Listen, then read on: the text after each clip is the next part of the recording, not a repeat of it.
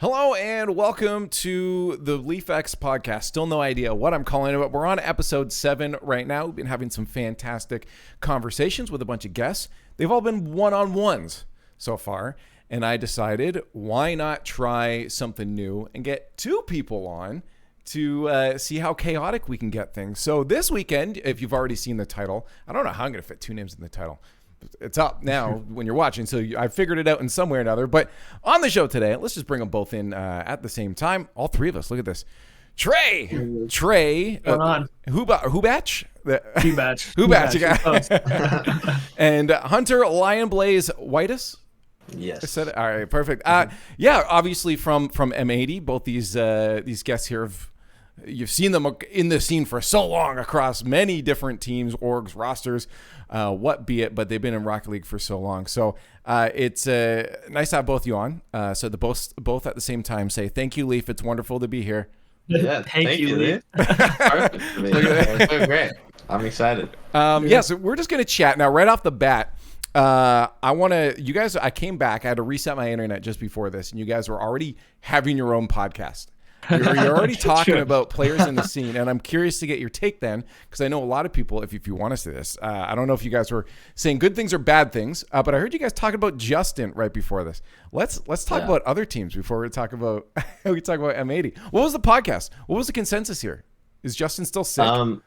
No, I brought up that Energy had been together for 1,000 days now, or whatever, just the other day, and I was like, that's just crazy to think about. Nuts. And then we brought up the thought of Energy and maybe making a roster move, and the fact that like people have been saying that they should do it for a long time and whatnot, and like what we actually thought about it ourselves. And at some point I think yes, but in other ways I don't think they necessarily need one. It's more just like, I'm not sure what the problem is, honestly, but I mean it's just the idea of like there isn't really a problem, but they're not doing as they did before. Yeah, it's definitely not a skill problem on their team. It's kind of what we were talking about. Like, Justin isn't been as flashy as he has like in the past, but like the thing is, like, I don't think it's just him losing a skill. Like, it's definitely people have just learned how to play against him because he's been doing the same shit for 3 years now. Yeah. So it's not like he's lost that skill. Like, he still has it and shows it, but it's just like I think people just figured out a new way to defend him, and they probably just need to find a new way to like utilize their strengths on that team, because like none of them are bad individually, like by any means, and like it's probably the most they've been grinding in a while. Like they're scrimming a ton. Like they're not complacent. Like they want to win. So I don't know. There's definitely some internal stuff probably going on. I'm also a big fan of rosters that stick. Like even if they're not performing as a number 1 team, I'm a big fan of rosters that do their best to stick together for so long. I mean, like you kind of have that a little bit on G2 with the duo, but it's like with Chicago JNops, it's like I love that. I don't know. It creates some sort of like familiarity for an audience too, which I think probably helps just with the branding. It depends on the team though, because like at least like from probably me and Lions POV, like we've probably been through a bunch of roster moves like in the past like 2 years, I'd say probably. And it's like when you have the skill that they do, it's easy to stick together and kind of build those storylines and stuff like that. Like especially like once they got squishy, it's like you could have said like once they form, like that team won't do a roster move for 2 years. Like it's like same thing with G2 and Atomic. It's like the only way like G2 is different because like I think they have some sort of performance anxiety or something, because you scrim them and they're the best team in the world in scrims, like hands down. Like it's not even close, like to anyone.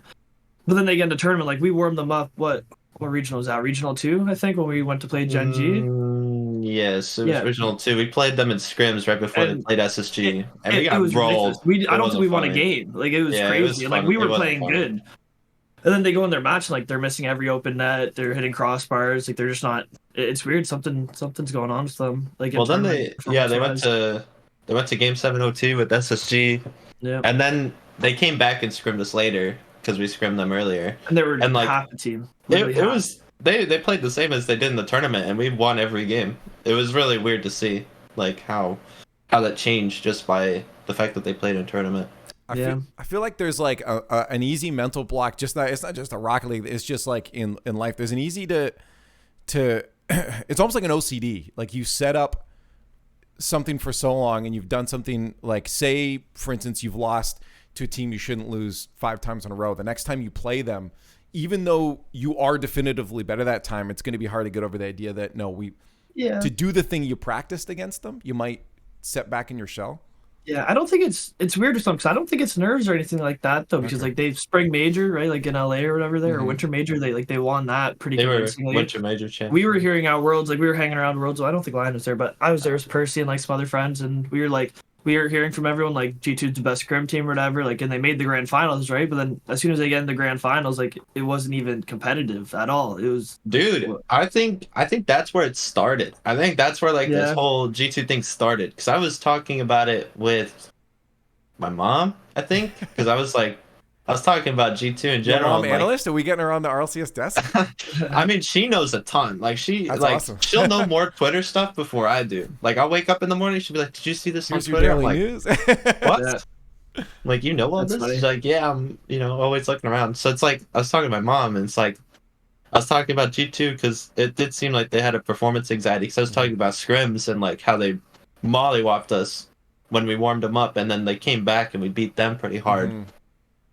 I was talking to her about it, and she's like, "Yeah, didn't like the same thing happen at Worlds last year, or whatever?" I was like, "Yeah," and like before that, I was thinking before that, because like before that, they were like easily the best team NA in my opinion. When they picked up Atomic, like easily best team NA. oh yeah. And I was thinking back, I was like, yeah, they literally were winning everything. They were winning every regional. They were winter major champs. And then like Worlds came, and like ever since then, I've started to see that kind of maybe like performance anxiety. Yeah, I think that's where it started for sure. I don't know. It's teams are definitely very weird from scrims to tournaments. I'd like to say we're pretty much the same. We're probably a bit less aggressive in tournaments right away than in scrims, because it's kind of hard to be like more on the line. Obviously, you take less risks when there's more there, but I mean, we try to not do that. But like, obviously, it's going to be there for everyone and every team. You know, this is always, and I'm sure this discussion's happened a million times before, but I always found it. Scrims are obviously supposed, the point is to make sure you keep warmed up. You're playing the teams that you're going to play in competition, but then also to get an idea of what the rest of the teams in your region or that you're going to be playing against are playing like. But isn't it advantageous to not play how you're going to play, but then also not, because then you're not practicing, right? Like, what's the strategy behind scrims? Because I feel like there has to be some level of mind game to it, right? We've talked about it. It depends on the team, but like honestly, like every team plays different on the day than scrims at some point, like to some extent. Like when we played FaZe Regional 1, like I think we 3-1 them there or whatever. It's like they were, compared to the week 2 that we played them, it was like a completely different team. Like teams change all the time, where it's like you almost want to scrim them the way you're going to play in the tournament, just so you get like that realistic idea, because maybe they're trying something new, you know, that they're like, oh, if it goes good, like, so I don't know. It depends on the team though, but for the top teams, it's worth it kind of just to play like your game. Like against the lower tier teams, like normally we try different stuff, I'd say, or kind of just relax, just because we scrim a ton. Like we scrim three times a day normally, which is more than most teams. So normally by like your third like scrim block, you're pretty gassed, because it's 3 hours in a row of just straight games. Yeah. Do you find that I felt like, again, I don't see all of the behind the scenes here, but I always felt like it seems to be the teams that are in that bubble area or not in the top 5 are the teams that tend to have a bit more drive a lot of times, so they'll scrim as much as possible. They'll try to get with every single team. Is that how it feels sometimes? And B, if it is, do you feel that's maybe because teams at the top don't want to give away how they're playing, or they just are burnt out? I don't think it's giving away or the drive. Like I think they want. I mean, FaZe I think was complacent at the beginning of the season. Like we couldn't get a scrim against them for the life of us. And like once we rebuilt our team, like me and Percy, like when we knew we were off XN, we were going down Mady, and we had the opportunity to build a team. Like we started from scratch, and we started a whole bunch of new options, you know. And then like once Lion became available from LG, like just not wanting to hang around, we're like, okay, well we're gonna duo these guys up right away and just start running through thirds. And like we knew right away, like we were scrimming Optic, we were scrimming V1, like we were running everyone right away in scrims, and we're like, okay, like we got something good going here. And like Clearly got to a point where we're like, couldn't get a scrim against FaZe, NRG, like any of those teams. And like I don't know if it's ego or what. Like obviously I've egoed teams lower than us before for scrims, so like there's definitely an ego factor there. Like if a better team wants to scrim, you're gonna do it. But it also, I think Gen G kind of changed it coming from EU, where they scrim a lot of teams in general. So I think that kind of changed it in NA, where like most teams play everyone now. Like we'll play Gen G and FaZe in a week to as low as like Dark Zero, like some other bubble teams like that, where it's good. It's good to, I Frick, Dark Zero's a team to talk about. Best scrim team in A2 probably. And if they played like scrims in tournaments, they would have been top 12 easily. Like they don't make a regional, but in scrims, like they work us. No, yeah, then scrims they were actually crazy. But I mean, Yeah. it is important to get like that diversity of like playing the lower teams and whatnot. Because like, I mean, you say lower teams, but at the same time, like, you play those guys in ranked all the time. Like, it's not like they're people you don't know. Like, you play them all the time still. So it's like they're not necessarily a lower team. It's just they don't put it together as well. So it's important to make sure that you're always a step ahead, even if it is just seeing how they play in scrims. Because like, with Dark Zero, that's one that's interesting. Is like you knew how they played in scrims, but you're like they don't come into tournament like this. Because if they did, they'd be placing way higher than they were. But yeah.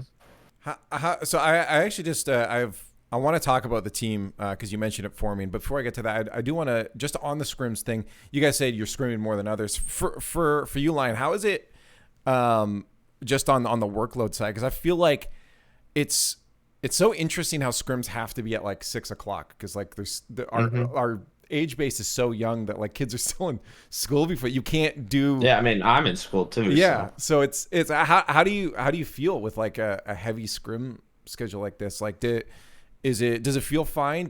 I'm sure you guys have talked about this before too. What's in the general sense of NA workload when it comes to playing? How is it for you?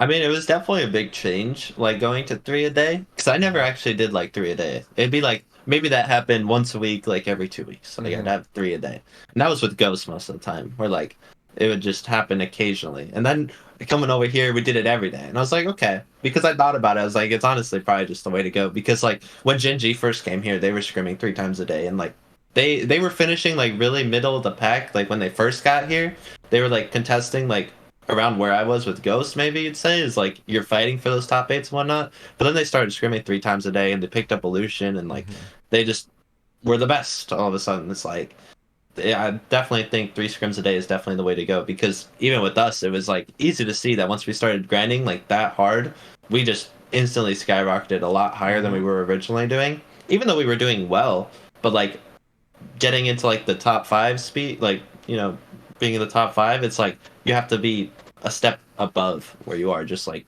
in the top 8 or whatever. Like getting to that top 5 is way harder. Well, then there's also the fact like CRL as well mixed into that. As well. It's like, yeah, because for me it's a big balance of like school, CRL, and Rocket League, or like RLCS. Like it's a big time constraint, because like I'll wake up, I'll instantly have to go to class, and then I'll come back from class, and I'll instantly have to start doing scrims, and then after scrims I'll instantly start having to do CRL, and then after CRL I'll start to instantly do homework. And it's like, okay, by the time I'm all done with that, I woke up at 10 a.m. and now it's midnight, and I just finished doing what I was doing. So it's like, because like I could tell you like a actual day, I'll wake up at like 11, and then I'll have class from like 12 to 3, and then I'll have scrims from 4 to 7, and then I'll have CRL from 8 to 10, and then from 10 to 12 I'll do homework. And it's like, okay,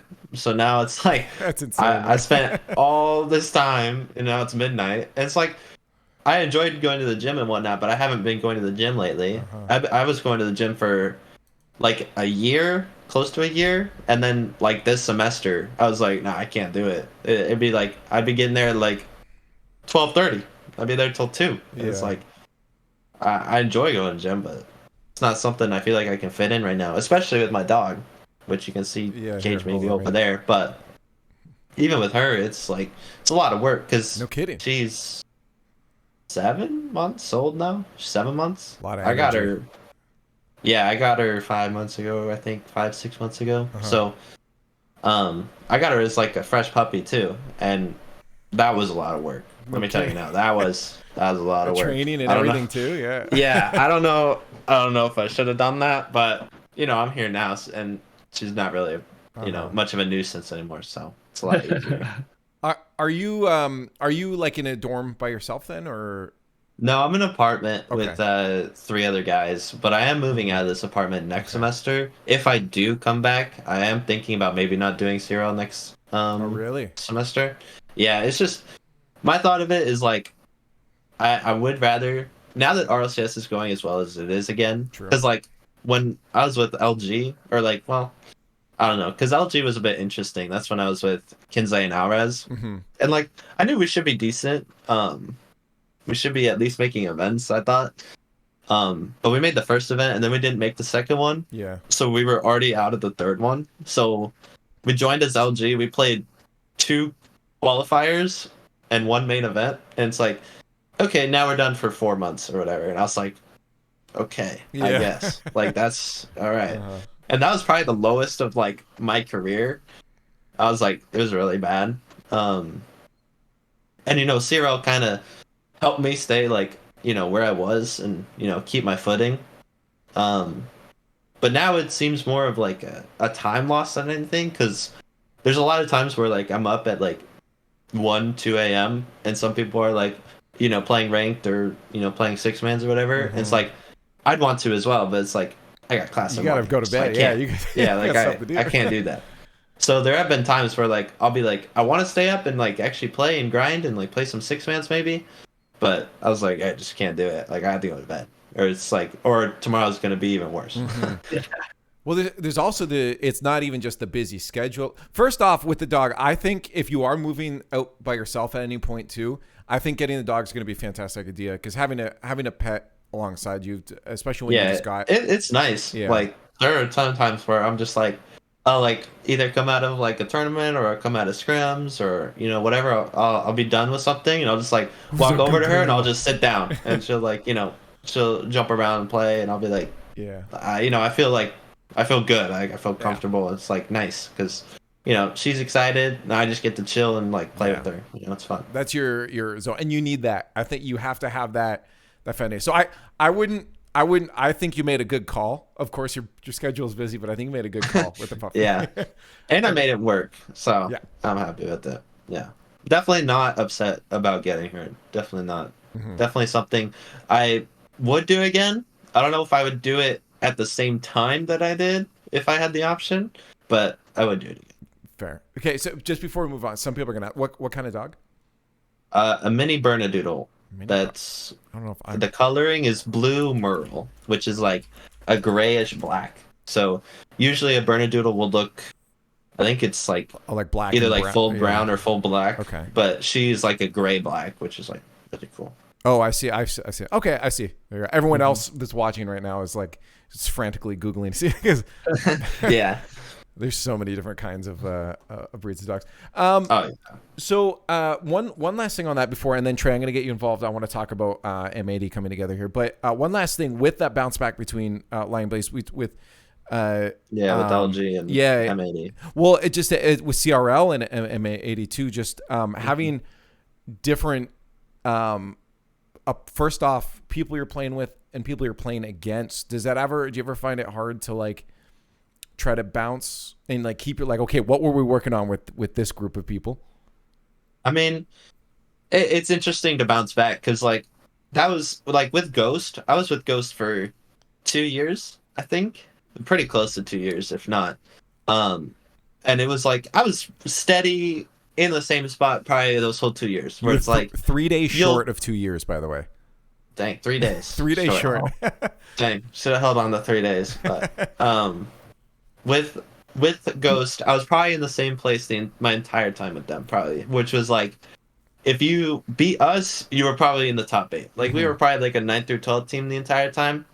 And there were times where we did good, like when we picked up Hawk after Trey, you know, after he was with Trey, we picked up Hawk and we got a top 4 instantly, and then things kind of regressed and we fell back to like, you know, not performing as good.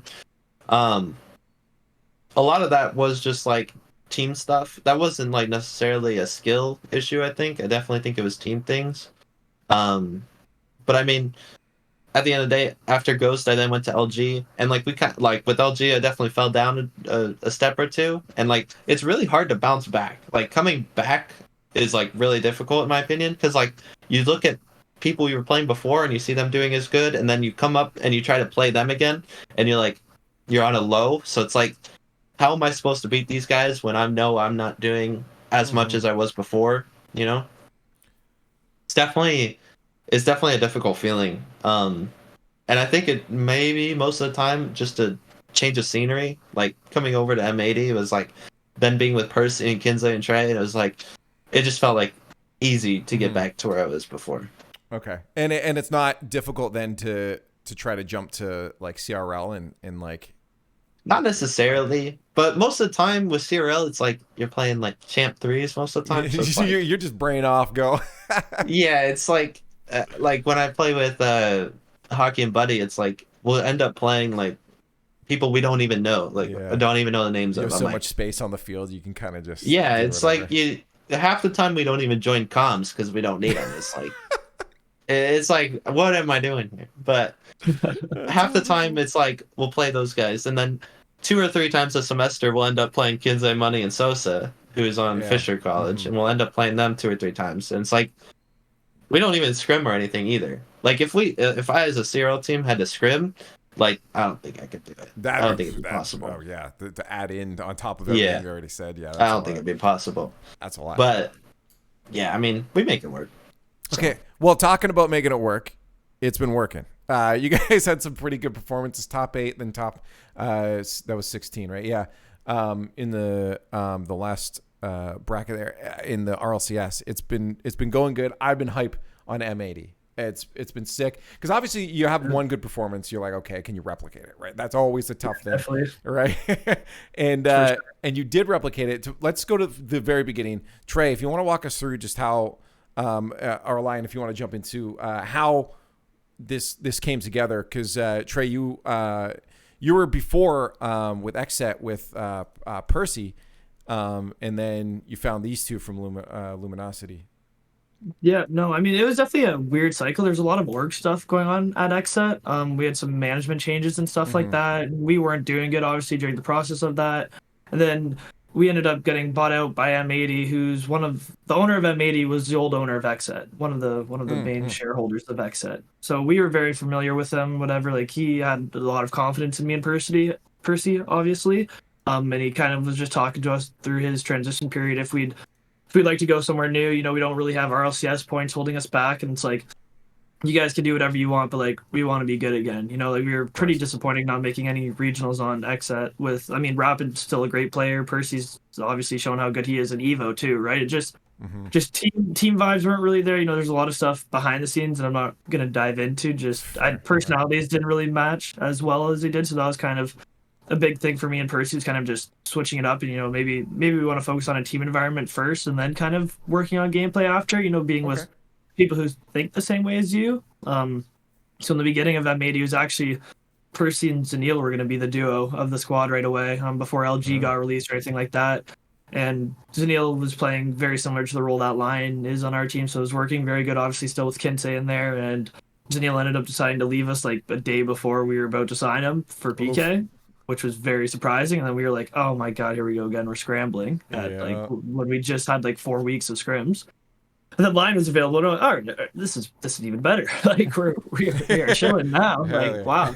Like because that cycle was very interesting, even for me especially. That cycle was interesting because I expected to stay with LG because me, Alraz, and Rams, which was my old coach, we ended up releasing Kinsey because we were like, we're gonna make a change or whatever. We were gonna try something different because LG really wanted us to be doing better, of course, and so we were like, okay, so we'll probably have to make a change because it didn't seem like it was anything we could actually do as a team to change like the chemistry or the vibes. Like our team vibes were great, me, Alvarez, and Kinsey, because we're all good friends and like we just enjoyed playing with each other. So we were kind of like, maybe we do need to find just someone else that fits differently. And a lot of that was probably on me because I was playing not how I wanted to necessarily. I mean, your guys' whole team dynamic was wrong. I mean, in my opinion. Yeah, I think we weren't that good as a team per se because I wasn't playing how I should be. My role definitely is like a third man, and making good decisions on the back end. Definitely. And like with LG, I was playing first man, and I was just trying to make stuff happen, and I was diving stuff, and it wasn't how I wanted to play. I've never played like that. Like even take ones I've always been more defensive. So It's just my play style. It's like, you know, how I feel comfortable playing. Did you learn anything from being forced into that position a lot, or besides just like I don't want to be in that position? Learned we're not putting him in that role again. Yeah, I mean, when I was on LG and I was doing that, it didn't feel good because it wasn't working, of course. Like it just didn't feel good. But then I joined M80, and like me and Trey had been talking for a long time. Yeah, I've tried getting Lion bought out from Ghost probably for the past a year and a half at least. Now probably like when we got rid of Hoxer, like Lion was supposed to be our replacement coming in. Yeah, we were supposed to do a trade for that. Yeah, it was supposed to be Hawk for Lion. And then that didn't work out. And like, so me and Lion have always kind of been in contact. And I mean, I think the way that he plays the game kind of lines up with how me and Percy like to think about the game too a lot. Because what me and Percy are doing now, how our play styles and everything, like it isn't anything new to us. Like we haven't changed really like how we thought about the game, you know, how it should be played and stuff like that. It's kind of just like finding the right pieces to fit in. Like obviously I think we did an amazing job with that in the off season there when we were rebuilding. Like we took our time during scrims and like kind of figured out what we wanted to do. And like it was kind of weird in the beginning getting Lion and Kinsey back together since they kind of just made like that move or whatever. But like their roles are completely different from what they were on LG, and like now they're actually playing to each other's strengths, not to literally the weaknesses as they were before.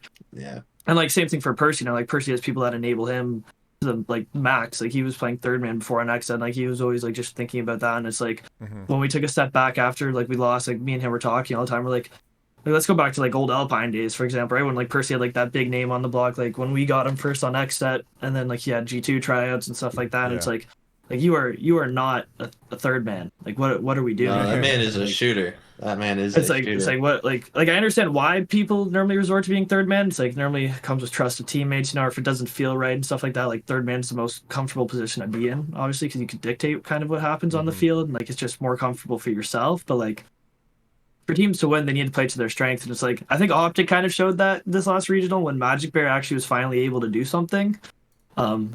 Kind of dive into that. I think they have a little playstyle mix up there, and like I think they're a great team. I think they have good skill. I mean, Magic and AJ have been great players their whole career. Like AJ should be out of LAN. Like individual skill wise, like that guy is a top 5 team worthy. Rebels and Magic obviously I don't think had the best split that they would have liked to, but I mean they're still good players. Like would help a lot of teams get good. Roles seem to be having a lot bigger of an impact on teams. Probably this last split was kind of showing. Like I mean, I think it's the meta's kind of changing from individual skill a lot more so to teamwork now, like how you mesh with your team. You know, like obviously Gen G, like Chronic's been in NA for 2 years now and was barely making regionals for 2 years and gets a good opportunity with like Jack and Noli coming over from EU. Like they weren't anything crazy. They just EU knows how to play a lot more like a team. Like then you throw Chronic in there who's like their main striker, and like now they're winning every event almost. Do you think we're going to see a ton of roster shifts then as people trend towards that? Oh yeah, for sure. I mean, I think V1. I don't know if V1's going to do a move, but like, I definitely think their environment was pretty chalked after they kicked Calm, and then he's back. Like, I mean, I can tell you from our POV, like, if I kick someone and had to like play rest of the splows, then like that person's going to be pretty unconfident in themselves as a player. Well, probably uncomfortable in the team. I had something like that even happen to myself, which it didn't happen because we were kicking somebody, but it was because they didn't want to play anymore. With Roldiz, it was fall split of last season, I think. No, season before that. 2 years ago, yeah, RLCS. Yeah, last few years are a blur, man. So I don't blame you. Yeah, there's too many. It's been too long at this point. You forget. It's too many years. But we need to stop them. Yeah. Stop the count. Yeah, stop the count. But I was with Roldiz and Shock, and that's after I had been with Freshest and Mectos. So I picked up Shock and Roldiz, and they were top 8 on Sonics at the time. And then they came over here to Ghost, and you know we were doing good. We were doing pretty good. Fall split. I think we were like top 6. I think we were top 6 in fall split. Maybe it was close. It was like top 8, top 6 in fall split. RLCSX. And that was my first actual, like, was it my first RLCS season? It was my first, like, full-on RLCS season, I think. And we were doing good, but at the off season, Roldiz then told us that he didn't want to play anymore. He wanted to retire. And so we were like, okay, shoot, and he told us, I think it was like a week into off season or something. So we were like, okay, let's start, looking, and we couldn't find anybody to replace him, anybody that we felt like could fit. Yeah. So then we ended up sticking with Roldiz, and I think that's where a lot of the mental thing started on Ghost, was because like I then didn't feel like I could perform as well, because I was kind of like, after the split we're breaking up anyways, so it's like, what are we doing then? Yeah, because I knew we would make a change. We were making a change no matter what, and it was hard on me as well, because like we were placing like top 8 pretty consistently, and that was my first time like ever placing top 8 consistently, and I was like, this is great, like everything's good. And then Rolled is like, I want to retire, and I was like, oh god, I was like, this is not good, because like I was kind of done with roster move stuff. I was like, no more, because I was with Freshest and Mectos for like a year and a half maybe, and like I moved on from them, and I was just like, I don't want to make roster moves. Like, I don't like it. Like, all the time, yeah.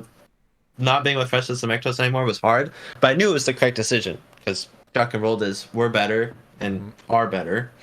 And like, I knew it was just the correct decision, but I was like, I don't want to make more roster moves, because I enjoy sticking with the team. Yeah. The more time I get with the team, the better I feel.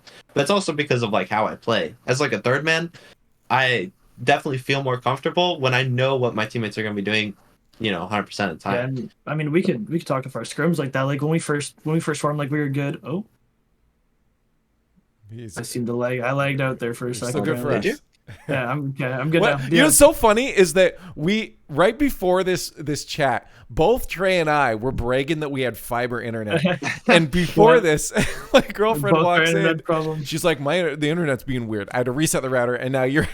Yeah, that was just my Discord having an update, I think. So oh, okay. I think it auto did it. That's yeah, what it was you get weird. for bragging. Yeah, I guess so. But like, definitely roster moves suck, but like, they're definitely needed a lot to an extent. Like, we did a lot of moves on XSET to be competitive. Like some worked out very good for us, some didn't. Like our first season being signed to XSET, like we finished that spring split when it was Alpha Camp JPOW Hawks, or like we finished like.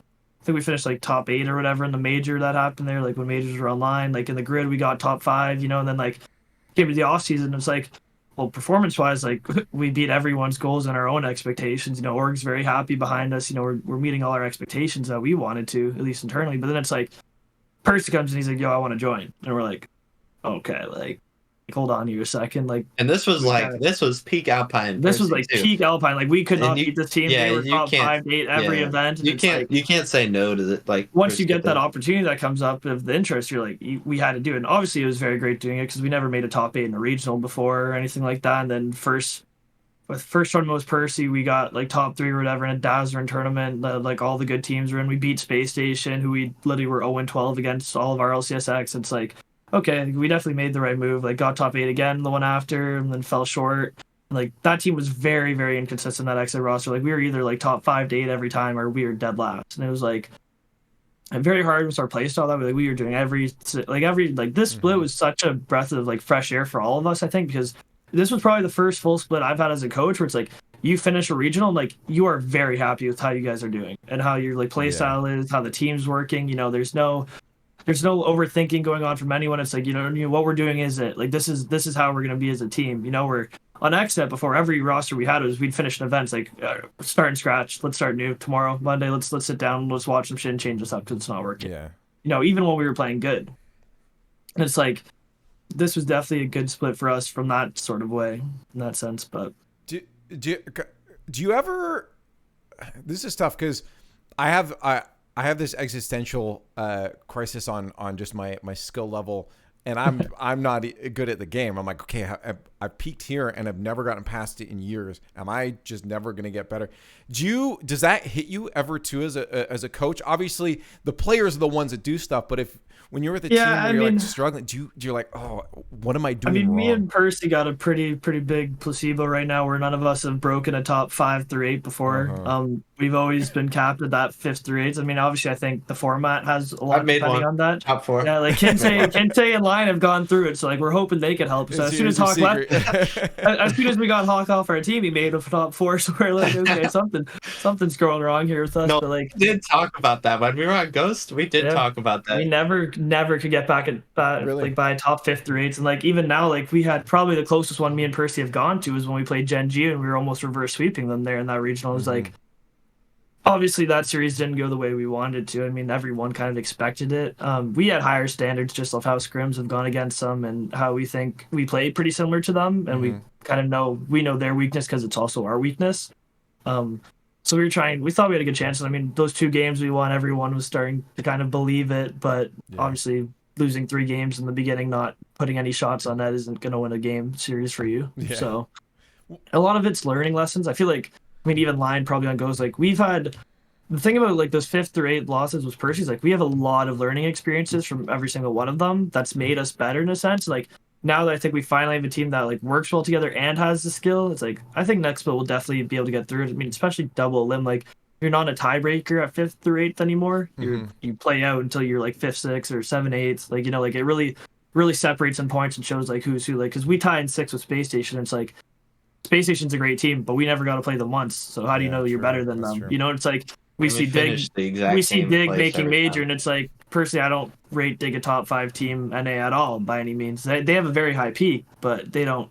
In my eyes, I think Space Station's better than them. I think if we had some of the draws they did, I feel like we could have too. You know, I feel like a lot of teams are very close in the top 10 now to getting that 5th place, and it's like the top 4 is definitely set out what it is. I mean, to us, Gen G, G2, Complexity are probably top 2 that we've played. I mean, Gen G's obviously gotten all the wins, so you can't take away number 1 from them. But like off difficulty to play, like G2 and Complexity are crazy right now. Like they'll do very good.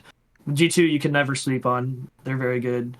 I do want to play G2 in a tournament, though. Yeah, it'd be cool to see. We've never played them. I mean, and our playoff brackets, we run into a hot V1 who's trying to make a major. We run into Gen G and Complexity, and 2 of those are like the top 2 teams in the region for us to play against. So it's like, well, I mean, yeah, when we like our losses like weren't the worst, honestly. Like Complexity in the first regional was our first loss, and they finished 2nd, and then we lost to Gen G, and they finished 2nd. So it's like it's not like we were losing to teams that we shouldn't, or like we should be beating. Like those are definitely teams that are like rated higher than us. So yeah, it wasn't like we were losing bad series or anything like that. I definitely think the last regional was a tough one. I think V1 we definitely needed to show up better. A lot of that was on me though. I did not play very good in that V1 series. It was definitely a team effort. I mean, even that day losing to Optic 3-0 was pretty. I mean, Optic was peaking for sure and doing their stuff.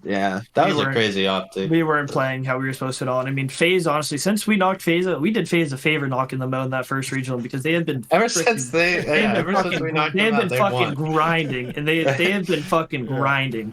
Like I have full respect to them. I mean, they're scheduling so many scrims now. Like they've been putting in the work, and like it's showing for them. Like I mean, I feel like this is how they should be performing. Like you look at that team, and they're like, you hear rumors about roster moves last split and stuff about them near the end of the window, and you're like, what? Like who do you kick on that team?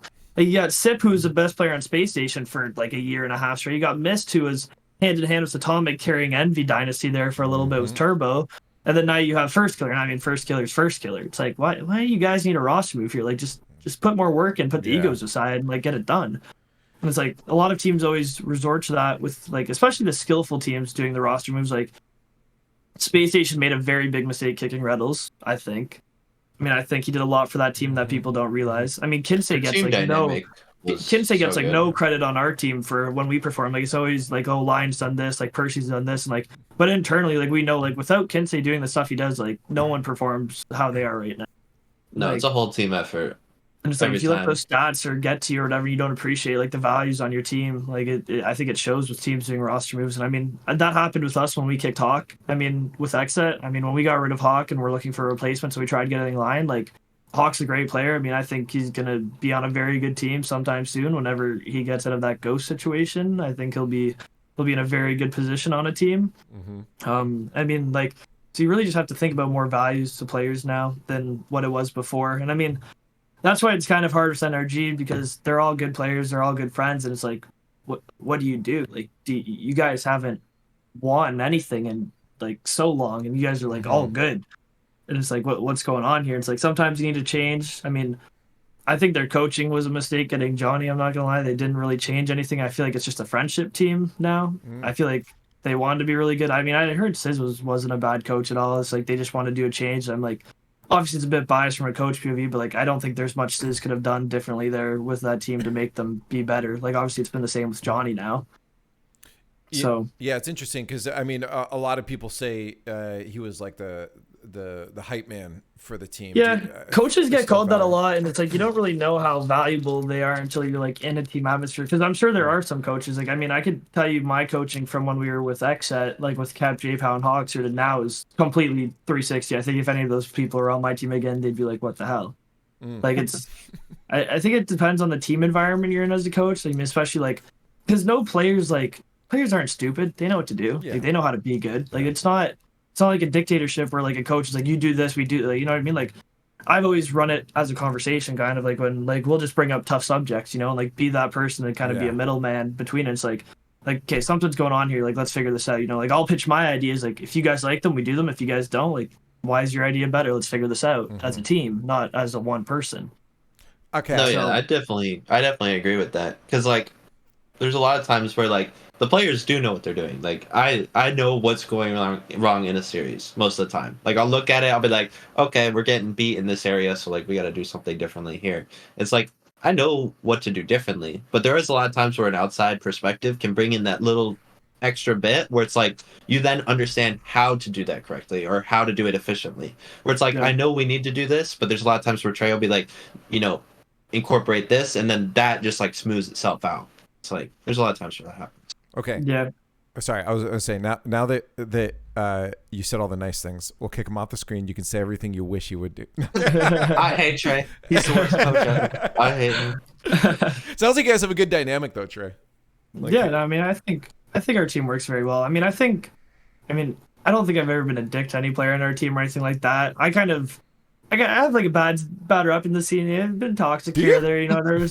I've said some toxic stuff before in my day when I was playing and stuff, and you know, but like I think the one thing that like being a coach in my position is like I have a lot of respect for every single player on our team. And it's like, but no matter what respect I have for you, I'll tell you my opinion, you know, whether it's good or bad.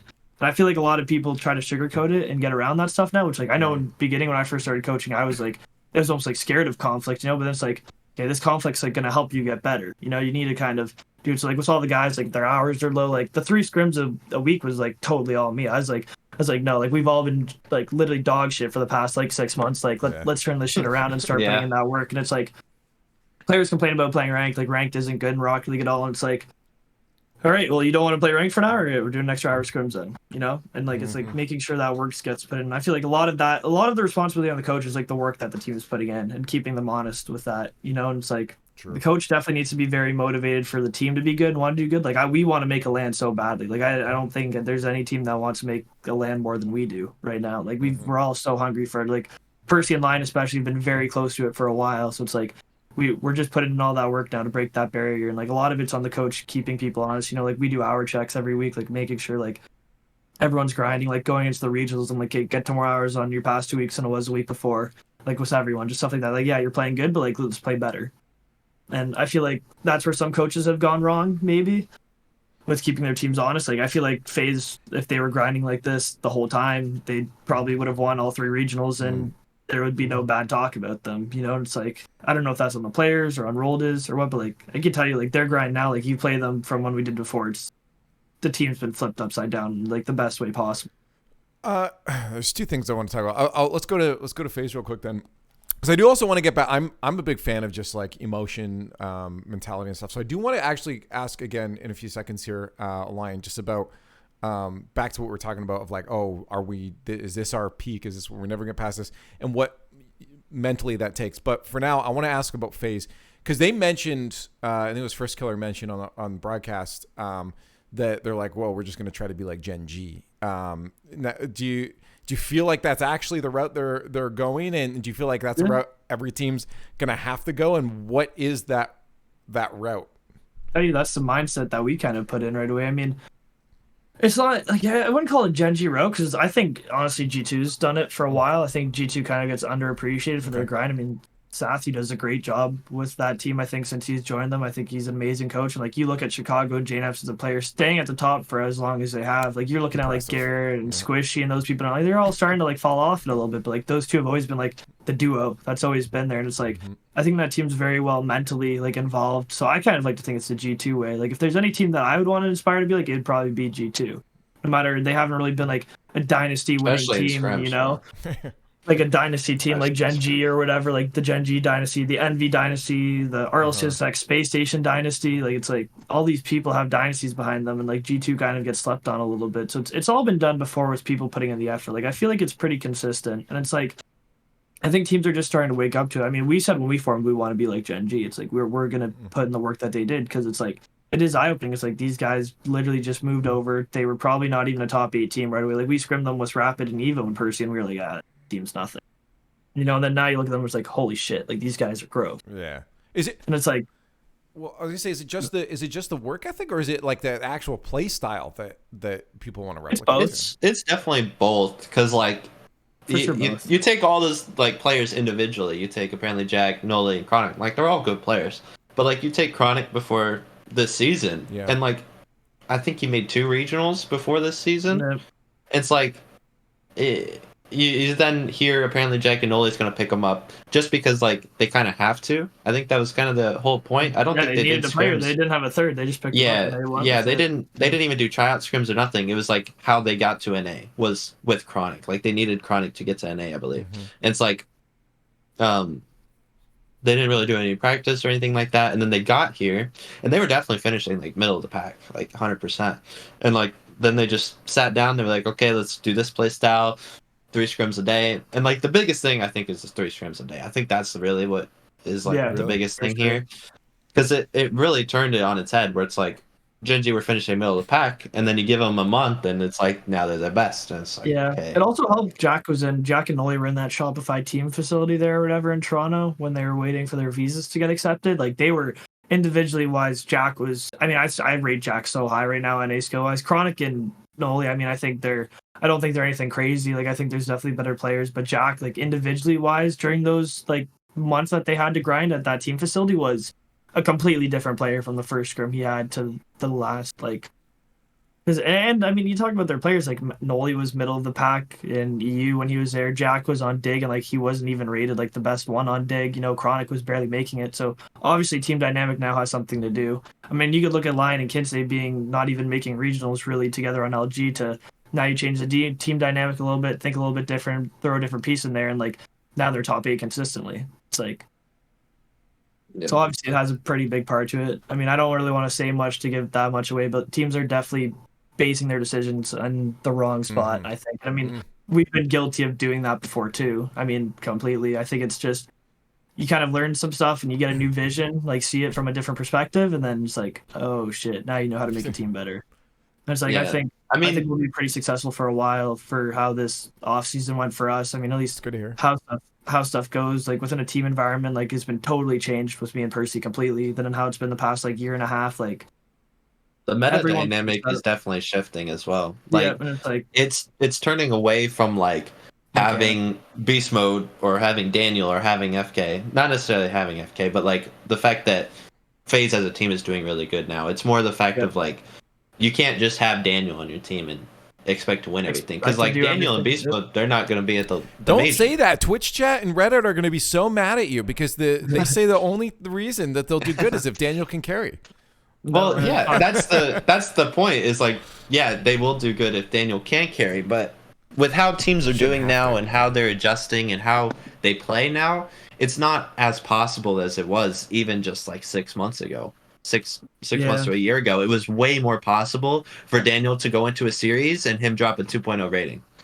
Now he plays against Complexity and he doesn't even have a single goal participation.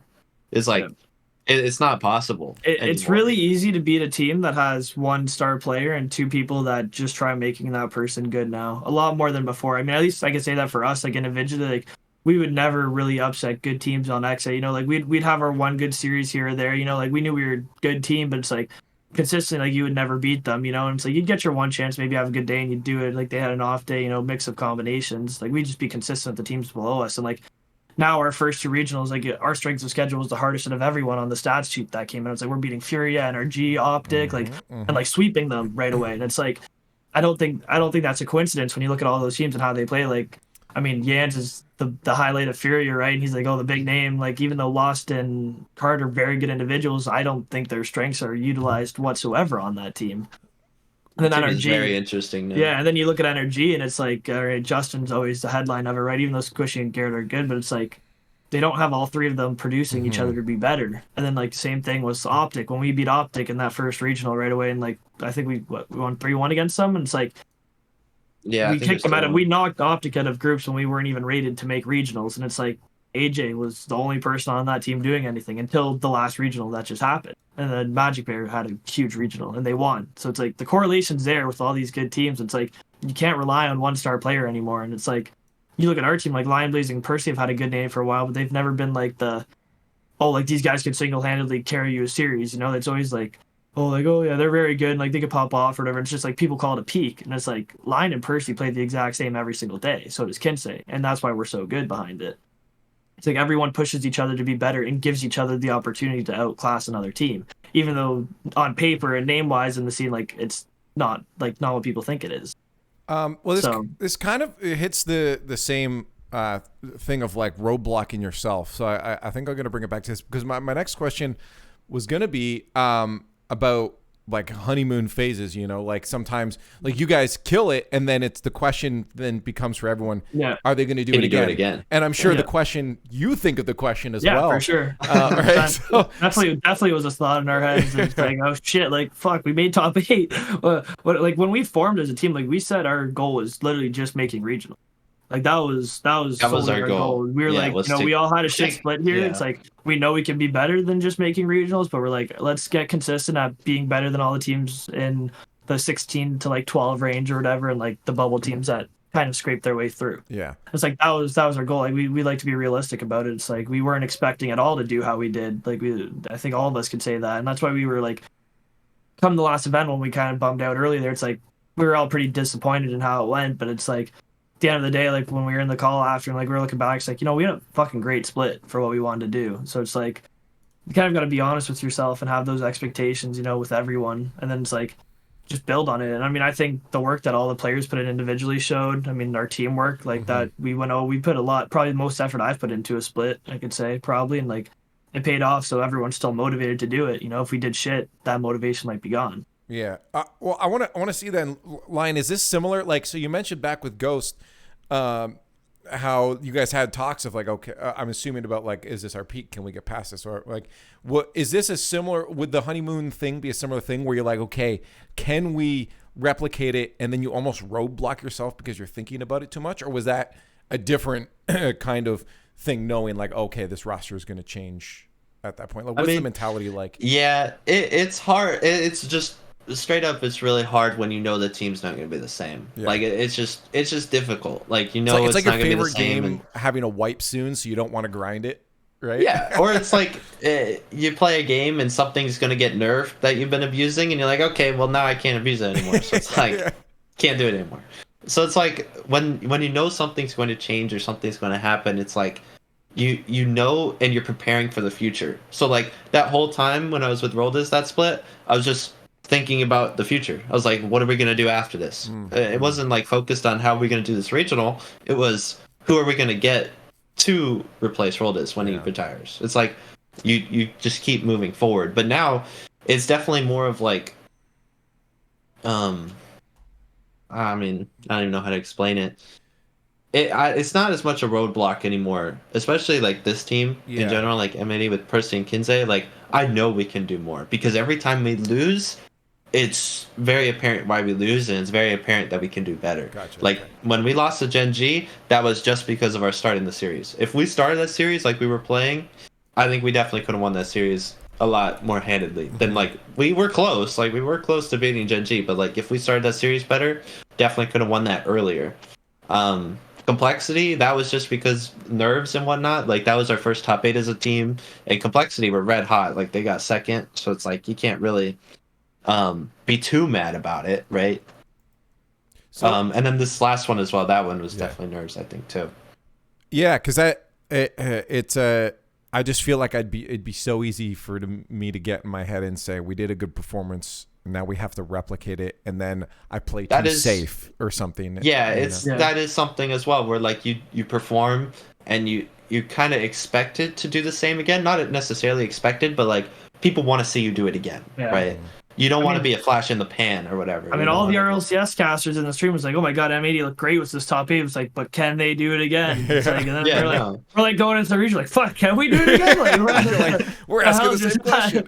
Yeah, I mean, I hope we can. And then obviously it was pretty good for us. I mean, we knew kind of after Series 1 in groups, there when we 3-0'd Energy right away, we were like, you had something good. We're like, oh yeah, like this is our group. Like, if you had lost to NRG, would that have changed maybe the trajectory going forward? Or like, because it sounds like a win with NRG is like, oh, we can do this. Well, it's because a lot of that is because the first regional we played them and we lost at game 5. But that game 5 was probably the most dominant game 5 I've ever lost. I've never been robbed from a series 4 in my life in that game. I was like walking in circles. Like me and Percy were at a team house. We were like, he was in the kitchen going to water. I think I was like pacing around. I don't know how the fuck we just lost that. Like I can't tell you what you guys did wrong. That game 5, I think we lost 1-0. I think we lost 1-0 in that game 5. But we had 16 shots, I think. 16 and to they like had 3 shots, 15 saves or some shit. And that was definitely the most robbed of a game 5 I've ever felt. Our comms were speechless after that series. Well, yeah, because it's like after that series, we were like, we should have won. And we were 0-2 in groups with that one. And we had to beat Optic 3-1 or better to make it out of groups, or we were fucked. And we were like... Yeah, so it's like a lot of that was riding on that Energy series. So we lose that one, right? We lose in game 5. So then we come back, we do well, we beat Optic, we beat Furia, or FaZe. We beat FaZe. And we got our top 8, and then we play against Complexity and we lost. But then we go into the next regional, right? And our first series is against Energy, and we're like, okay, we gotta run it back, but this time we gotta do better. So we're like, at least we have to win this series. Because like if we're gonna do better, we have to win. Because last time we lost in 5 and should have won. But this time we then like, okay, we gotta win. And so that was really where it started, I would say, where we were like, okay, we can do this. Like we can do it consistently. Because we walked out and we swept Energy. And like a lot of times our game 1s were very weak. Like our game 1s in a series were very weak. We'd start off slow, wouldn't be doing what we want. And like if we won game 1, half the time we swept. Series. Yeah, literally. If we won game 1s, we like 3-0'd everyone. It was awesome. Like it's hard to that was definitely a mental roadblock. I'd probably say even for me as a coach, it was kind of just there. It's like fuck, like we got to win these game 1s, or at least not even win, just like perform better. Because like it was pretty disappointing from my POV. It's like I don't think our prep has been bad at all for the tournaments. Like I feel like we know what we want to do every single team we play against. Every time we get in a series, it's like we know what we want to do and we know how to win this series. And a lot of times we lose, we go back and it's like we didn't do what we wanted to do. It's not. Well, like the biggest one is Gen G. Like you look at the Gen G one, that's the biggest one because you look at it and it's game 1, game 2, game 3 is 2-1, 1-0, 1-0, and it's like we lost each game by 1 goal, right? And it's like those games were that close, but we weren't scoring. So then we go to game 4, right? And that's a total shootout. Goals. Yeah. Well, that was game 5, I think. Game 4 was the overtime. 5-4. Yeah. The game 4 was the overtime 5-4, and that was the first shootout game, and we won that game. And that was the biggest thing with this team is that we could take teams to a shootout and we would win. And like in the past, I would take any team to a shootout in the top 8 and we would lose. Like if I was with Ghost or LG, whatever, we'd take them to a shootout, we'd lose. Like we didn't have the offensive capabilities to win.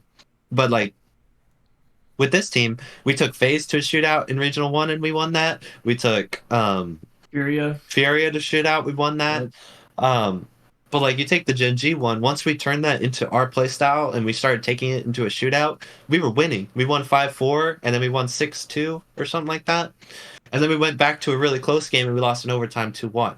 And we totally threw that last game too. We missed a couple. Well, that last game we had 20 shots. I think we had 20 shots. We had 20 shots or something, and they had like 16 saves. It was like we just didn't find the but game. You're not going to win a series. Like you're never going to win a series that you can't win one of the first 3 games in a best of 7. Like mentally, it's like you gotta be better. Like and that's why like when we lost that, like the only thing in my mind was like you guys played great at the end of that series. We did what we won. Like individually, it should show you guys and have confidence now. Like, we can shit on this team if we play our way. Like just ride everyone's confidence up. And it's like those first 3 games are unacceptable from everyone. It's like this is brutal. It's like we didn't do our game plan. Like I'm pretty sure I called the timeout and I was like had to repeat what I said before the series started. I'm like what's going on here? Like let's get this shit fucking going here. Like what's wrong? Like it's just Gen G. Like we're not supposed to win. Like no, but it's like it being the underdog. Well, it was nice. more, it was more not that like it's just Gen G. It's more the fact of like, let's just be that team. Like, why not? Like, it's like just be that team. It's like fuck, no one's expecting us to win here. Like let's get a fight on or something. It's like there's no pressure on you guys. Like sure, we're on mainstream with the face cams, but it's like that's not an excuse. Like we're not supposed to win. Just go do our shit and let's see if we can.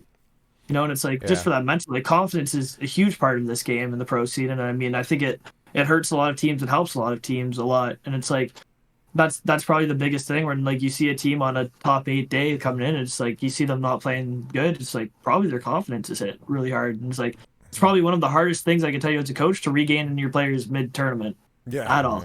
If that confidence is gone, like it is very rough to get it back there. And it's like I think we've figured out kind of how to keep our confidence high, which is good. And I mean, obviously our scrims are very consistent and everyone has trust in each other. So it's easy, even if you're having an off day, kind of to trust the process and what's going to happen. But it's like, it definitely on past teams is a very, I mean, I think Hawks were with us before, like when he was with us, like I think we bummed out 2 top 16s and then got a top 8. And it's like when we were winning, like Hawks was the most confident player in the world. But when we were losing, he wasn't, you know, and it's like, I think we didn't do a good job at all at keeping his confidence high, you know, which was probably a very big part to our success. Like we weren't even thinking about that. We're like, yo, you just need to do this better. Like, why can't you be confident? You know, we didn't actually working on it and developing it better, you know. And then he goes to Ghost, has Lionblaze as third man, probably has all the confidence in the world, new scenery, you know. And that, like people say new scenery, and it's like that new scenery just gives you more confidence. Like that's all it is. It's not like the players are much better. Like I don't think Ghost was a much better team than we were on Xset. No, I would say we were probably about. We were probably pretty the exact same hand. But then they get a top 4 and we keep bumming out. You know, and it's like obviously something's going wrong here. That's one thing as well as like because we were talking about that on Ghost. Like when we got Hawk, we were definitely talking about that. We're like we got a top 4, and then we were kind of instantly talking about like how you guys felt with how like you guys got rid of Hawk, and then he came to us and we did well. And it's like. It's definitely a big mental hit to the other team. Like it definitely is. I think every player I've dropped has beat me the first series we played them after dropping them, and it's. I mean, I had the same thing happen with me with Kinsey. Like you guys beat me with Kinsey. Because after it was a bubble tournament or something. I don't remember what tournament, but it was me, Alraz, and Delta, and this was right after Delta left Dig and had a pretty good split himself, against you. Or well, like Percy, Rapid, and Kinsey, and like walking into that series, like we were nervous. We're like, oh god, you know, like we kicked Kinsey. We got Kinsey to put on the LG decal too for that tournament. Like, we got him to wear the LG decal playing them. And like we lost that, and that was like to knock us out or whatever, and we lost, and like that was a big mental hit to me. I was like, dude, like, what am I doing wrong? Because like before this, when like before LG, when I was with Ghost, like. You would look at my team and you would probably say that I was the carry. Like you would look at me Shock Roldiz or me Shock Hawk, or you'd look at it anyway and you'd probably think that I was probably the carry. And most of the time I felt like I was for sure. And then like I come to LG and I was kind of expecting to do the same thing, but I wasn't making it happen. And I was just like, what am I doing wrong? Like where am I going wrong? Like what is happening? Like why can't I do what I was doing? And it definitely is like the meta change as well, where like it's not as easy, especially for me as well. It was not easy at all. But then I joined M80. I started playing how I wanted to, and like then I just got to sit behind Percy the whole time. It was fun. So I want to bring back to a bit of the meta shift here and talk about like so with everyone. Kind of saying, hey, Trey was saying like, oh, no, be more like G2 because they were doing first, but like being like Gen G, like if everyone's trending the same way, I feel like metas tend to have like a cat and mouse kind of effect where if like once everyone's doing one thing, one other team will then switch it up again. Yeah, and that's why meta shifts always happen, right? It's like you take a meta and then someone finds the loophole that beats it, and then that meta becomes, meta grows. I don't know how much this one's going to be a meta shift. I think I don't think a lot of teams. Yeah, I think there's going to be a lot more diverse structures now in the scene than there were before. Kind of everyone playing the same type of way. Like I think Gen G kind of showed everyone where it's like, oh, this structure like it still works. Like, it's not like you don't have to go follow what V1 is doing with Calm demo chasing everyone, and Beast Mode being him, or like, I mean, Space Station's been probably the only team in G2 that have been like in their own lane probably for the whole time. Like, Space Station has a very unique playstyle. Like, Chrome is very, very smart behind that team, and you can tell with every player they get what they do. It's like it's hard to replicate what they do. Like, I mean, we've tried replicating what they do, and it's like it's impossible. It's like it just doesn't work. So like they've definitely been in their own lane. Same with G2. And then you have like the Gen G where it's like they just play super solid. Like they don't do anything. Like they do crazy stuff, and they have so much trust within each other. And it's like individually, like you look at a team like FaZe and you look at Gen G, and you're like, oh, FaZe is better. Like just off individual players. But it's like Gen G was I don't think anymore. I think FaZe has kind of taken them back despite winning these last 2 regionals. But it's like they were before like just a way better team, and that's what won. I mean, for us, it was definitely a structure that we followed because it's like we never want to rely on like a first killer to carry because of like I don't as the coach at least because it's like if we had first killer it could be in a different situation here because first killer, but it's like you want everyone performing and producing to be good because then on the day if someone's having a bad day, one person you don't want to you make up for it with everyone else. I mean that's what's nice about this team. Like we've had single series where I could tell you individually like can't say Percy and mine is hard carried series individually stepping it up, which is awesome. Like it's the first team I've ever had that can do that. It's like FaZe and V1 will probably stay in the mechanical team probably the next split or two if they do any changes or not. They'll definitely be one of the high-paced mechanical teams trying to be good like that. Gen G and G2 will be just like a mix of both where they could perform like high mechanically, but they could also just play a super solid game, and then SSG is like a mixture of both, like every play style. Daniel could be super mechanical and carry series on his back with that, but like LJ and Arsenal also are very good rotational players and know what needs to get done to win a series and to enable Daniel. So it's like I feel like there's gonna be a lot more structured in teams, and like I've been looking into EU a little bit, kind of seeing what they're doing, and it seems pretty similar. From like the Quadrant seems to be a pretty mechanical team, relying on Cash, kind of just being out there, just destroying teams himself individually, and other 2 people playing solid. And then you have like a Carmine Corp, where it's like the phase of EU. I'd like to say like I don't really compare them to Gen G that much. I think they play different. I feel like they're them in FaZe on LAN. If that happens, I will be very excited. That would be a very great series to watch happen.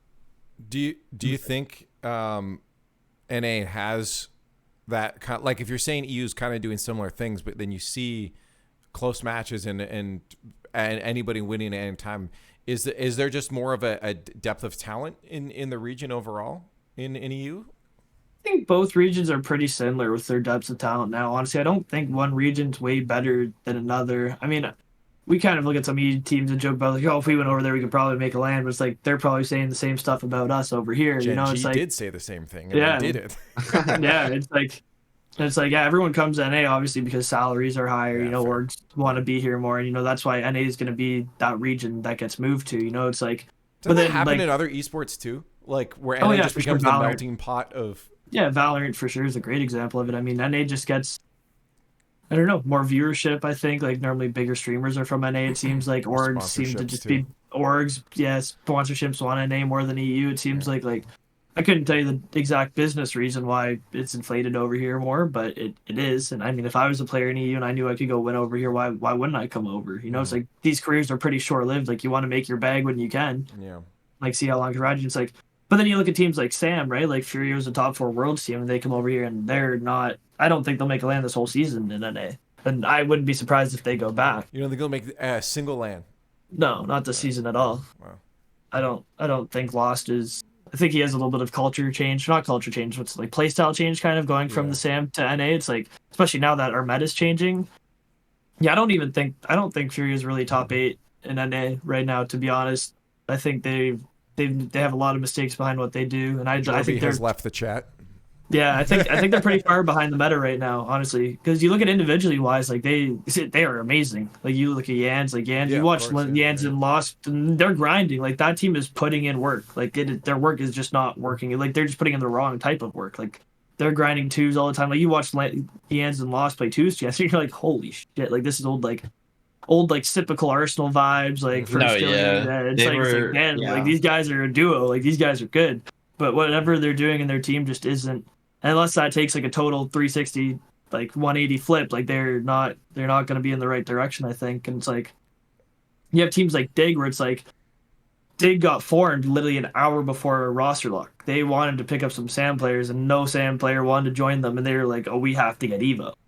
And it's like, no, Evo had no options else here. It's like kind of like the chronic situation, with Gen G, and it's like obviously Nick, their coach, and Therese and Andy are probably putting in the right type of work to be successful. And it's like I don't think talent is valued as much anymore as how you are as a teammate and kind of how you think about the game. And 'Cause everyone's got talent now. A lot of people have talent. Talent's not far off. I mean, you saw like our series against FaZe, like Lion was absolutely popping off, like just destroying FaZe when we beat them. It's like when we beat Optic, like Percy was probably scoring a goal every minute against them, like ripping in. Like same thing with Kinsey. Like all our matches, Kinsey is very consistent at what he does. Like he's our enabler. It's like he's not going to put up crazy. He's not going to against Furia. Yeah, he's not going to put up crazy stats, but he's going to be very hard to play against, and he does that consistently against all these teams. It's like you don't need someone to just hard kick. Well, that's the hard thing, and I wonder, do you feel like there's some players that might end up not being put on a team because sure, individually they're fantastic, but they can't drop, I wouldn't say ego, but they can't drop the idea that, hey, it's okay to not put up numbers every single game as long as my probably team named a few players already that have done that. Yeah, like there's definitely some players that care way too much about stats and individual performances than a team winning, which is why like this is probably the first roster I've had where I love our team dynamic that we have. Like everyone just wants to win. It doesn't matter how we're gonna win, and it's very easy to say that like when we're trying out players. It's like you look for that mentor. It's like I don't care what I have to do. Like I just want to fucking win. Yeah. And it's like that's the mental that I have, and that's like what Percy's had. And it's like it's very easy to say that as a player. It's very easy to say like, oh yeah, I'll do whatever it takes to win. Like I just want to win. Why the fuck wouldn't I say this? But actually doing it is 10% success rate probably. Like it's such a different story. And I mean, normally the top of stats players that aren't doing like, I mean, probably say Jans, for example, right? Like Jans is dropping crazy stats every day, but is he easy to play with as a teammate? Is he making his teammates better, or is he just dropping good numbers and hoping they make him better? And it's like, I don't know what's going on over there. I'm not in that team, so it's like it's very hard to talk from an outside. Like you could hear us shitting on teams or like saying what we want about teams, but like no one really knows unless you're in that team environment. Like we could talk about that being in teams that have been good, like we are right now, or shit. Like no one knows what we're doing or what we're doing to be bad. It's all speculation. It's all just speculation until you're actually in that team environment. You could have your opinions, and it's like, I think teams just really need to start putting in the right work, and players probably need to lose a bit of an ego, and it's whether their coaches aren't keeping them honest with it, or they are, and they just need to do it individually. It's like, it's definitely a lot more of a team game now. It's like, if you're not making your teammates better, but you're dropping crazy stats, what the fuck does that mean for anything? Like, you're not winning. It's like winning is all that matters from an org POV. If you want to stay contracted and salaried, if you want to stay on Fury and be an NA, like get shit done, start fucking winning, and that's kind of where I think our mindset's very good, where it's like I don't care what we do. Like if I have a play style in mind where it's like, I think we should do this and we'll win off it, and all three players are like, nah, like we want to do it this way. It's like, yeah, if that's what you guys think will win, like let's fucking do it. And I'll adjust myself to it, and try to figure out how I can make it better with the way that you want to do it, and it's like, all the players same way, like we're talking about, like my play style, like what me and Percy were doing before, and it's like, which we've kind of brought in here, but like Lion and Kinsey throw crazy good ideas out there that we've never even thought of before that just make it better. Yeah. It's like everyone's contributing to win, and it's like everyone's playing to win as well. It's not just, oh, like, well, why isn't this working? Like we got to refresh. Like, and a lot of it's their egos aren't there at all. I mean, but I don't think Percy, Lion, or Kinsey have an ego at all. Like maybe individually against like worst players and stuff like that in ranked, you could have an ego, but like compared to the pro scene, like I don't think we sleep on any team at all that's relevant, and like top 16, like any team could beat us on the day. We went and played Knights that last regional, and we are like, these guys could beat us. Like they just got top 8, and it's like whether they're a top 8 team or not, probably not, but they got a top 8 and they can win. It's like, let's take this shit seriously. It's like especially group stage is like the weirdest format. Like I don't like it at all, but like just seeing in your group, it's like every group we had, we're like, holy fuck, these teams are good. Like what, like shit, like we gotta be fucking ready to go here. It's like, it was a good wake up call. It's like, it's not like Swiss at all where you just rely on lucky draws and stuff like that. Some people make it in off beating 3 top 12 teams. Other teams barely make it in off beating like 3 top 4 teams. It's like, it's very interesting. Just talking about the skill level of people. I'm curious from your perspective, Lion. When you see things like now, in my opinion, and tell me if you think I'm completely off the mark here, but in my opinion, I think the what we've seen from Zen and that just how he even maps his controls and has that, like, to me, that's a game changer. That from your perspective, are you thinking, crap, I got to learn something new, or do you really think it's not going to be that impactful? Like, you're not going to see a huge shift of players trying. I mean, I don't think many players will change to what he's doing, because he does the dynamic air controller or whatever. He has it so he can like move really slowly in his there's it's like a dynamic it's dynamic something. I don't remember what they call it. It's an analog input essentially on his air roll rather than a digital on or off spin, right? Yeah, so definitely. I think it's definitely interesting. It's definitely cool. And like I was watching Garrett's stream a couple weeks ago, and like he was talking about it. He's like, I tried it. It didn't really feel like anything.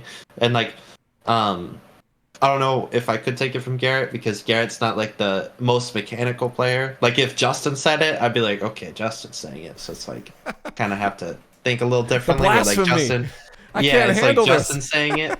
Yeah. So it's definitely interesting where like maybe people could switch into that. Maybe it might become more prominent in the future, but I honestly don't really think so. I think it's interesting. I definitely think it can be utilized very well. Mm-hmm. But I think with how a lot of people use their mechanics, I don't think it's anything especially crazy. Yeah. I figure it's consistency, Trey. Like it just feels like it allows for a lot more consistent air dribbles. I mean, hey, if I could be mechanical, I'd try to be a pro right now. So I'm not really one to talk about mechanics and how to get that done there. But that's why I asked him. It is very impressive what Zen's doing. I agree with Lion. I don't think it'll be a big impact or people will be changing off it. Okay. You know, it's just a different way to play the game. That's very good. But I feel like he's also been doing that for a couple thousand hours. That's let him perfect it that way, where it's like, and in the end, threes is a team game. And it's like, I do stick true to that, like where some people could have a greater impact in threes than others, you know, but it's like, at the end of the day, like if he's going to be winning regionals, it's like it's because he has a good team. Maybe he's just getting the job done a bit more than other people. You know, I don't think he's much different than a Daniel or First or Beast Mode. Okay. I feel like the creativity part of like what they do to be good, I feel like he has that, and like I mean, it's showing that he has that. It's like I think he just does it a different. And, you know, it's like Beast Mode not being able to carry V1 right now and like get them wins anymore. It's like Zen could be in that same scenario on Vitality. I mean, obviously we won't know. I mean, that could be a new Dynasty team starting if I'm wrong, but it's like, I don't think it's that scary. I mean, I think the only thing that's scary about the Zen situation is which one do you kick on Vitality right now? Cause they're doing pretty good. And I don't think they're going to do a 4-team roster. I mean, they're saying there, but it's like, if I was a player, I would not be happy doing that at all.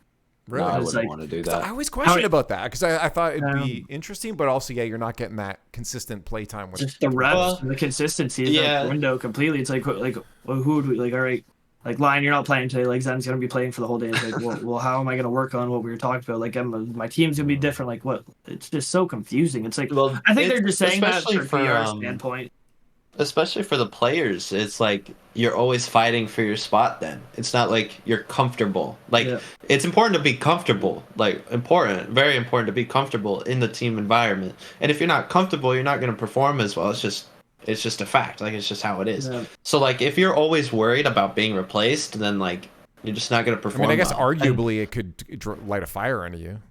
It could. You can use it as motivation for sure, but it's hard to put that motivation into a team scenario. You can use it for yourself, especially with how good they're being right now in EU. Like every single one of those players could probably get a pretty top team over there. I mean, I think they've been doing pretty impressive. I mean, they're top 4, right? Yeah, they're top 4. Like all those players would probably rather be starting on a team for the full time and comfortable than doing this sub out stuff. You know, like.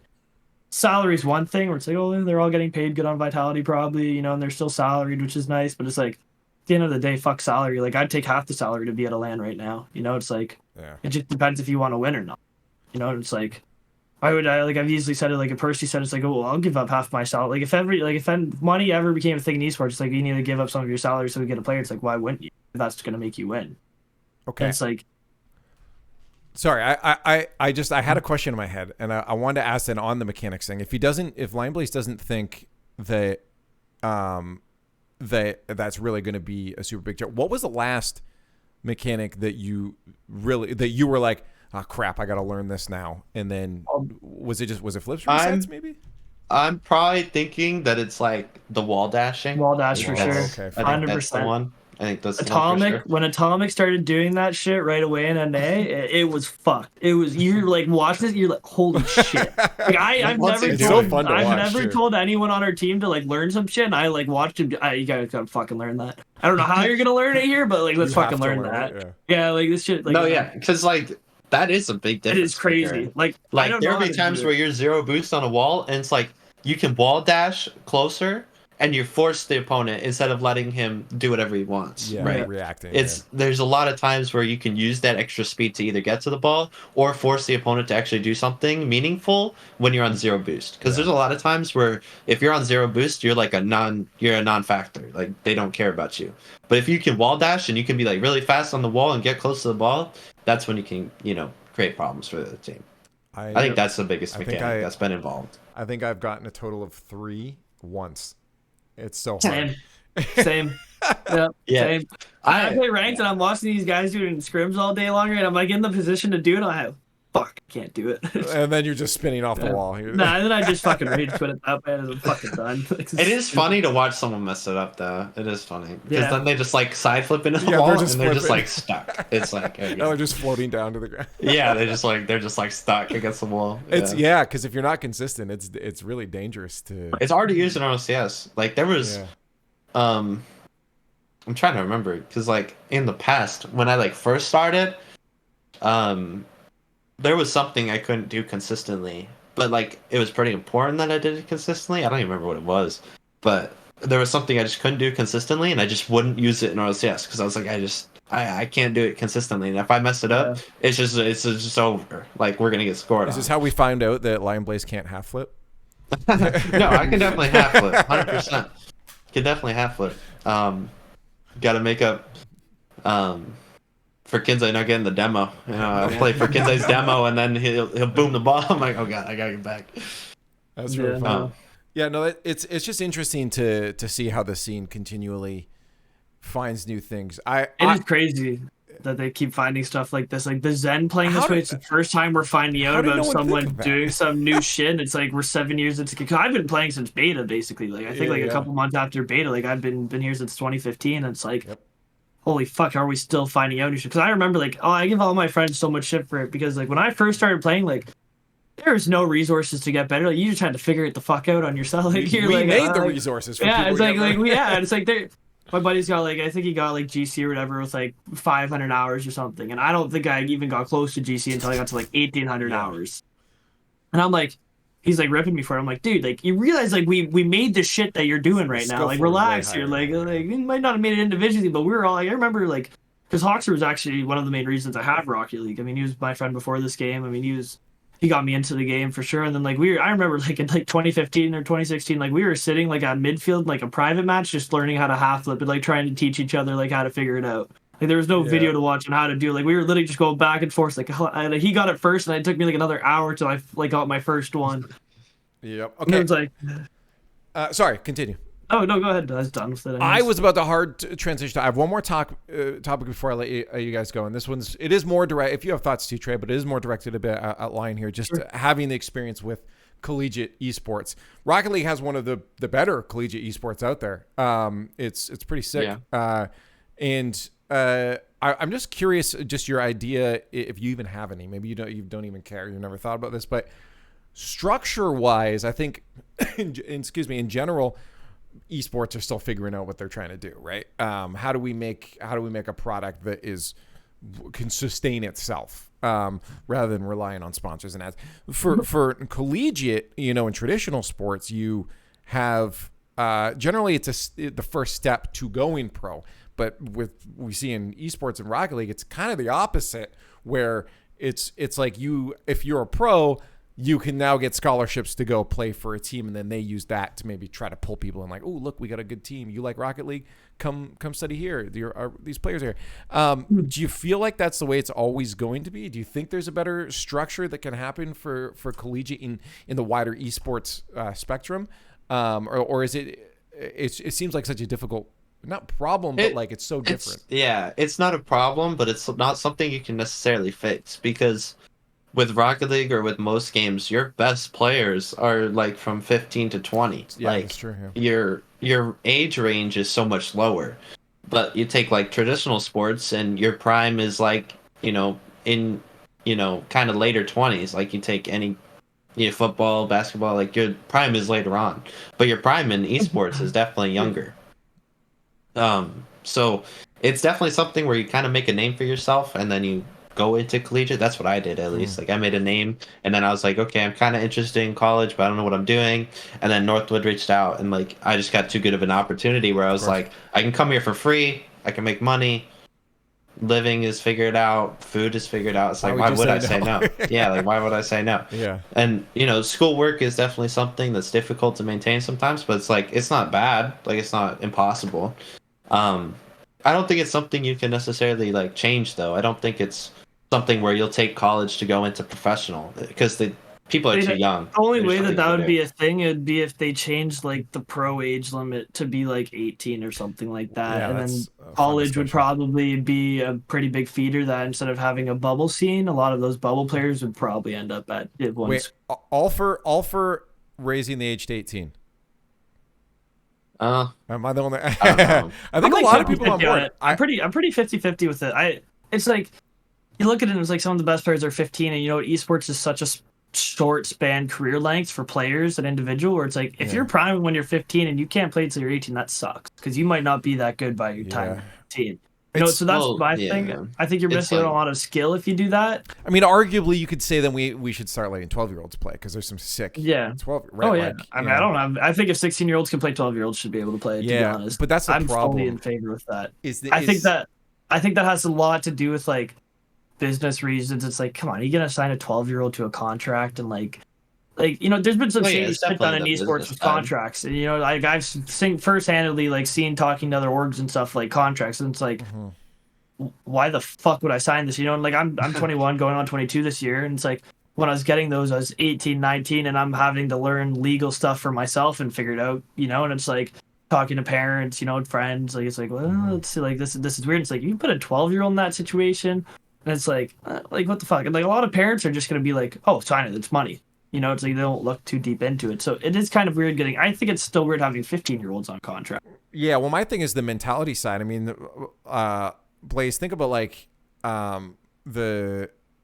just like you're in the spotlight already, right? I know when I was like 15, it's like all I was tweeting out was like emo lyrics from song, right? Because it was just I'm an emotional like, so I don't really want that attention on me, and I feel like mentally I feel like it could be such a struggle as a teenager because you're going through so many changes too in that time to then also have to deal with all that focus of the public on you and how nasty some of that public can be too. I mean, it's definitely crazy how nasty it can get for sure.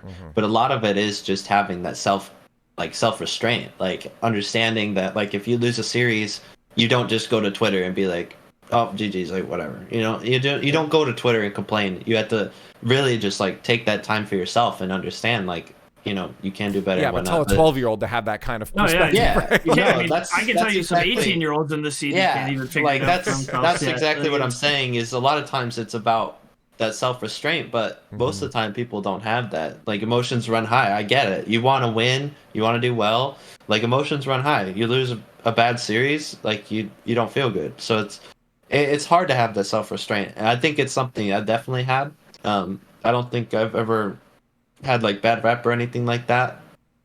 It's definitely something I've kept under control, and it's a lot of my parents. Like my parents raised me well. They taught me. A lot of it is how you're raised. Honestly, I could tell you from coach trying out different people. A lot of it comes through on like, because what I do, like when I try out people, like one of the things is we'll get you in calls with you, but like I want to find out about your life, before we do something. I'm pretty sure like when I first started talking to Lion, like we got on a call and like we just shot the shit and talked about whatever. We didn't talk about teams like how do you think about the game or whatever. Like, oh, what'd you do for like in your life for fun? How's college? Like, same thing with Kinsey and Percy. And like I've had talks with people where it's like because like how they are outside of the game. It's like I don't ever want this person on my team environment.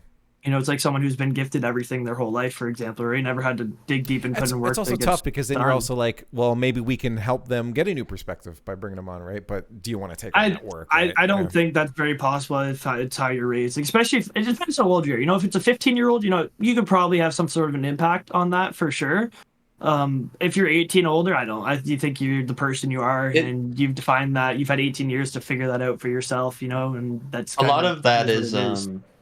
A lot of that is also just like your environment in real life. Like you can't do as much online as you can in person. Like in person is a lot more meaningful because you're actually there and whatnot. But like over internet and like you know, talking to Trey, like even if we did cameras and stuff, it's not the same as being in person. Like if Trey was in my room compared to looking at him through a monitor, it's different. It's different. Yeah, and I mean, I think team houses have a very big impact on some teams performing well. Like set aside, like we were only in a team house for Percy's ping. You know, it wasn't because I need to be in person with him all the time. You know, like getting like he's on 100 ping normally, and now where he was on 40. You know, and his performance. Where were you guys? We were in Austin, Texas. Oh, okay, gotcha. Yeah, okay. Yeah, so like he's normally in Mexico, so it's like West Coast, like far West Coast. So he's on like 100 ping, and so our thing was like, okay, like let's give this kid a shot on East ping and see how it goes. You know, and it's like we're lucky to have M80 to give us those resources. So what facility was that? Nothing. We bought our own computers there, and we just had a house. And then M80 has a Valorant team house there, so we store the stuff there. That's sick. So we just store our stuff at their house. Because we don't have to be there for 12 months a year. You know, we're Valorant needs to be there for long periods of times. We'll just go every split. You know, I got a gaming laptop. I bring in a monitor there that I just hook it up to. That works great for me. And then play games, do everything on it. And then Percy's got a really good PC there and monitor, and we just store it when we need it. We're there. When we're not, it's whatever, you know. And it's like we're lucky M80 gives us those resources because not a lot of orgs will. I mean, look at Dig was on boot camp that last regional. They did pretty freaking good, I think.